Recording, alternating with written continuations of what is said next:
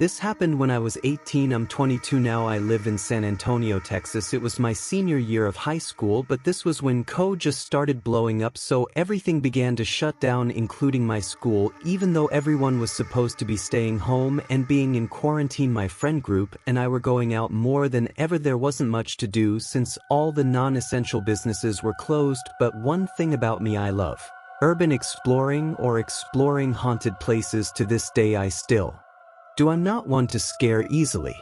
I've had a couple experiences with the homeless cults, even had a gun pointed at me, but nothing compared to how odd and creepy this one instance I came across while exploring was. Moving forward, around this time I started talking to a girl who I had a class with in high school. Her name was Clarissa. If it weren't for her matching my alibi of what happened this night, I'm sure none of my friends would have believed me. We were still kind of freshly dating, but I somehow convinced her to explore a wooded natural park at 3 a.m. here in San Antonio. The park is called Optionable. It's relatively nice, safe, and very scenic during the day, but at night it can be a dangerous place, and police usually ram the entrances to the area at night, keeping people away. In 2016, a 24-year-old woman named Lauren Bump was brutally murdered and stabbed over 20 times, and in 2021 a boy exploring the woods was shot. Clarissa and I get to the park around 3 a.m.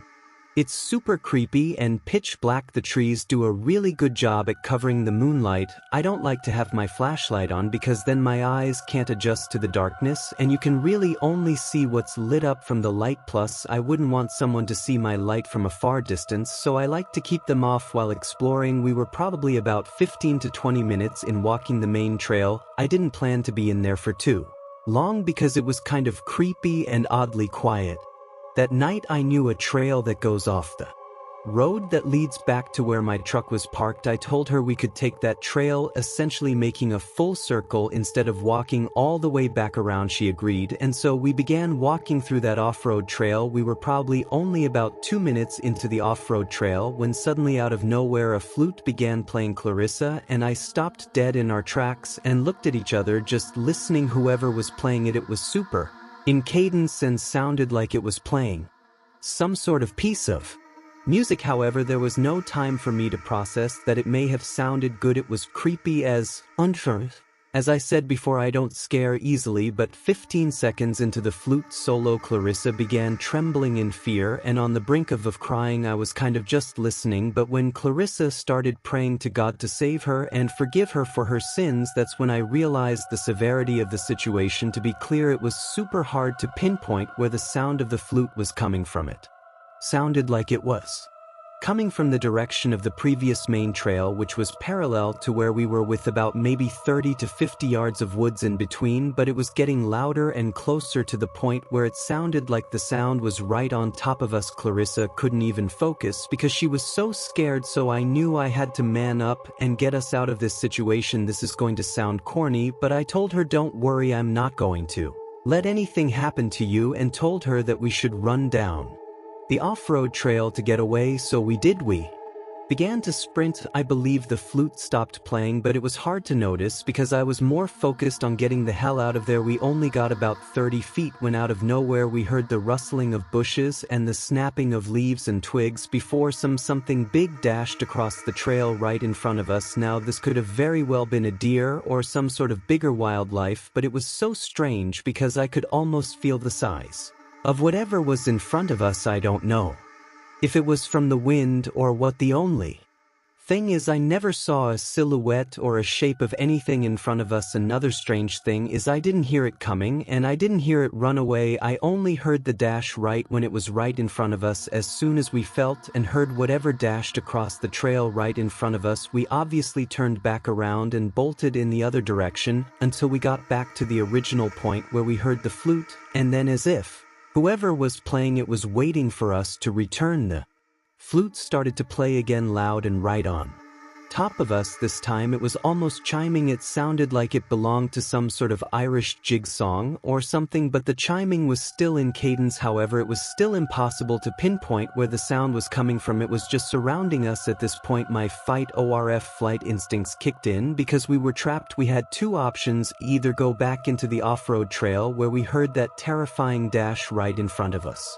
Or go back to the main trail where the flute and whatever psychopath was playing it was. At the off-road trail was definitely scarier because it was darker and surrounded by more dense forest, and at least the main trail was a cement path. Thus I told Clarissa, who was still trembling in fear, let's start running down the main trail back to the truck. We ran back. Adrenaline was still pumping, so we cut the 20-minute walk into a 7 to 8 minute jog, and somewhere along the run the flute noise must have stopped. Along the run back there was a random porta potty, and I was scared to death because what if someone was on the other side or hiding inside of it, because it seemed to be somewhat parallel to where we were at earlier. Thankfully, I didn't see anyone or signs of anyone ever having been there. In fact, my truck was the only vehicle in the area near the main entrance to the woods. We made it to the truck, and I sped far away from there. The next day, I told all my friends about it, and I looked all over the internet to see if anyone's ever come across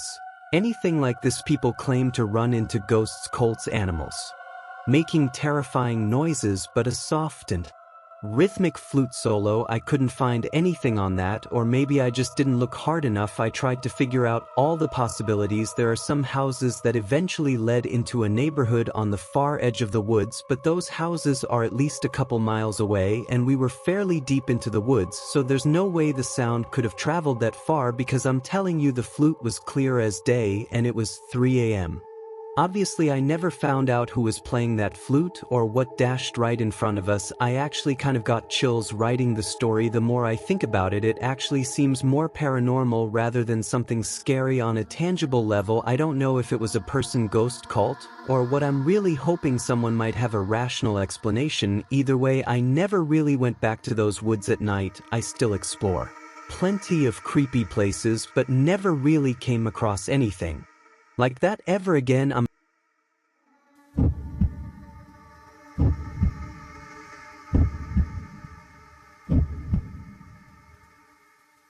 a 20-year-old guy. I work at a medium-sized hospital in Northwest Alabama as a pharmacy technician. I work an early night shift, 6 p.m. to 4 a.m.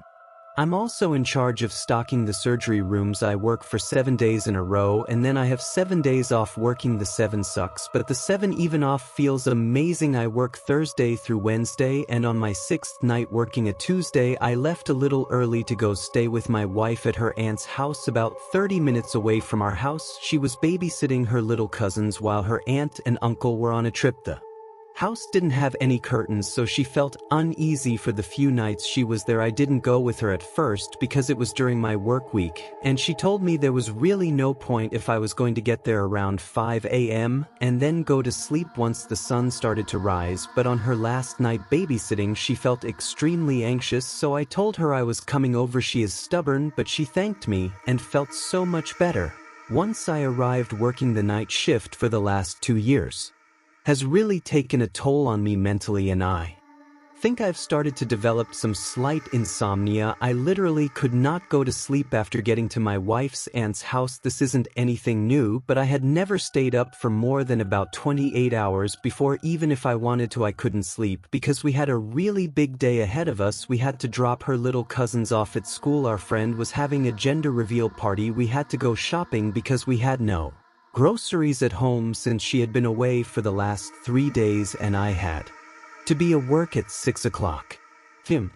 I ended up falling asleep in the car for a little less than 10 minutes. I was really feeling that wave of sleepiness come over me, but I ended up getting a huge Red Bull and another energy drink. Once I got to work, I had my wife drive me to work and pick me up since my brakes needed to be changed and I wasn't driving my car, and also because neither of us trusted myself to drive her car in over 24 hours of no sleep. It was Wednesday night now, and I had been awake since about 2 p.m.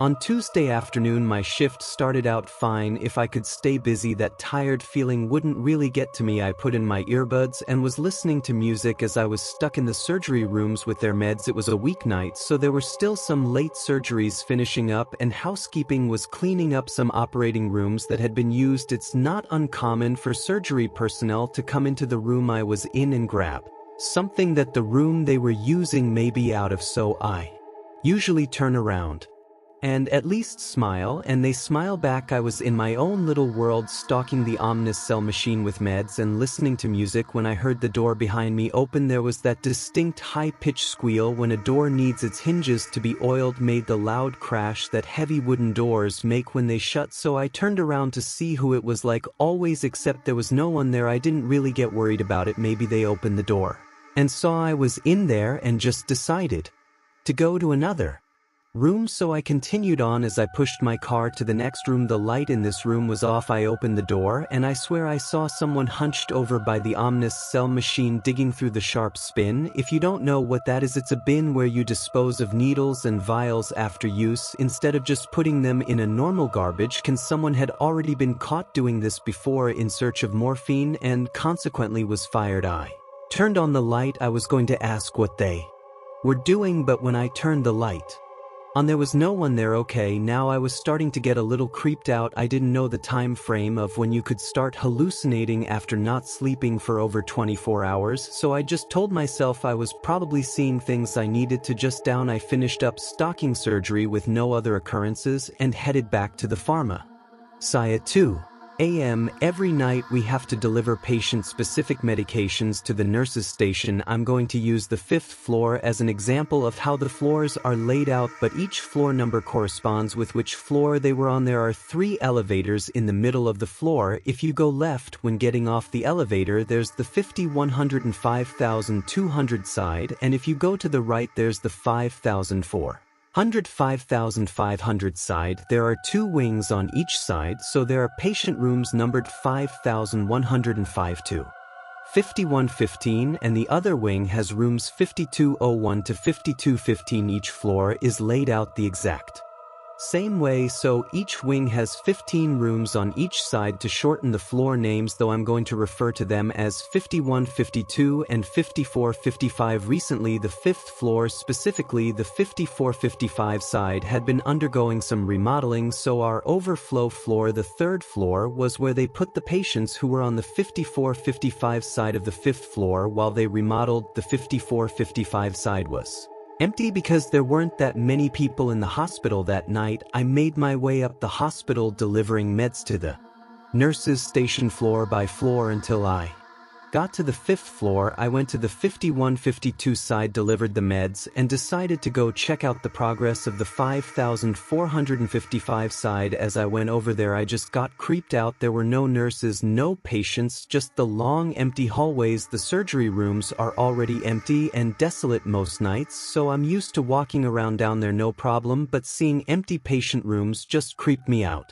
I walked slowly down the 55 side. I heard a noise that sounded like one of the hospital beds rattling as I passed 5,512. I quickly found out what the noise was. As I looked into the rooms, I saw an old man violently shaking as if he was having a seizure. Blood was running down his eyes, nose, and out of his mouth. He was making this gargling, groaning sound, almost like the sounds the zombies in The Walking Dead make. A monitor was frantically beeping like it does when a patient is coding. My heart dropped when I saw this, and I took a quick step behind the door frame. I immediately stepped back into the room as I realized this man was in desperate need of medical attention, but when I looked back in there was no man. This bed was clean and made. The monitor was off, and there were no signs that anyone had even been in that room for at least a whole day. I thought at that point I was for sure hallucinating. I quickly made my way back over to the elevators, and I made my way back down to the 1st floor where the pharmacy is. As the elevator doors opened, an old man in a security shirt and hospital badge got on the elevator. He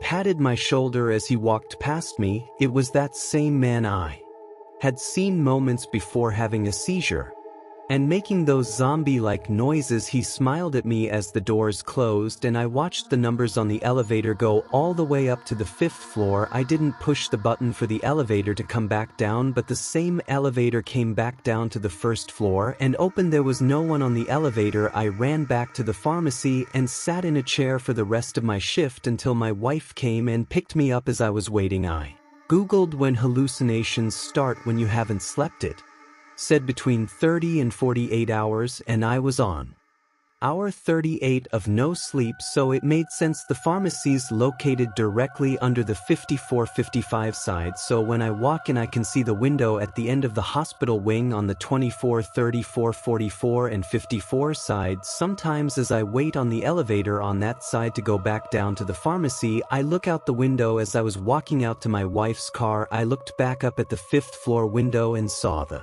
same old man looking at me through the window. I got shells as I got into my wife's car. I didn't say anything about what I saw that night. I'm not sure why I would have hallucinated that specific man, as I've never seen him before, and even if I have, he has no significance in my life whatsoever. I'm still not sure though if that was even a hallucination or if what I saw that night was real. It certainly felt real. I went to sleep immediately after getting home. I've not seen that man again, but this was just under 2 weeks ago.